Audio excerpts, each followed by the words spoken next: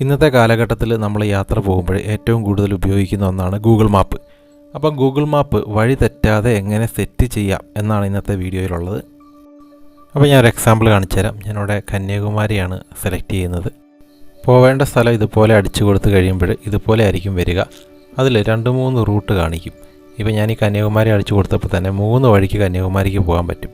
അപ്പോൾ ഏതാണ് സ്യൂട്ടബിൾ എന്ന് നമുക്ക് നോക്കിയിട്ട് നമ്മളത് സെലക്ട് ചെയ്യുക. അത് കഴിഞ്ഞിട്ട് റൂട്ട് സെലക്ട് ചെയ്യുക. ഏത് റൂട്ട് കിലോമീറ്റർ അതിൻ്റെ പണി നടക്കുന്നുണ്ടോ അതൊക്കെ നോക്കിയിട്ട് റൂട്ട് സെലക്ട് ചെയ്തതിന് ശേഷം സ്റ്റാർട്ട് കൊടുക്കുക.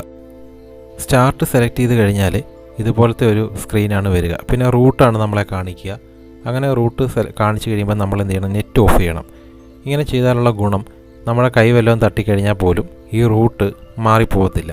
അല്ലെങ്കിൽ വേറെ മറ്റൊരു റൂട്ടിലോട്ട് നമ്മുടെ കയ്യിൽ നിന്ന് തട്ടിക്കഴിഞ്ഞാൽ ആ റൂട്ടായിരിക്കും പിന്നെ നമ്മുടെ ഗൂഗിൾ മാപ്പിൽ കാണിക്കുക. നമ്മളെന്തെങ്കിലും സംസാരത്തിലൊക്കെ ആയിരിക്കും റൂട്ട് ശ്രദ്ധിക്കാൻ പറ്റത്തില്ല. ഇനി അഥവാ നമ്മുടെ കൈ തട്ടിയിട്ട് മറ്റൊരു റൂട്ട് സെലക്ട് ആയാൽ പോലും ഗൂഗിൾ മാപ്പ് നമ്മളെ ഇൻഫോം ചെയ്യും, റൂട്ട് മാറിപ്പോയി എന്ന് ഇൻഫോം ചെയ്യും.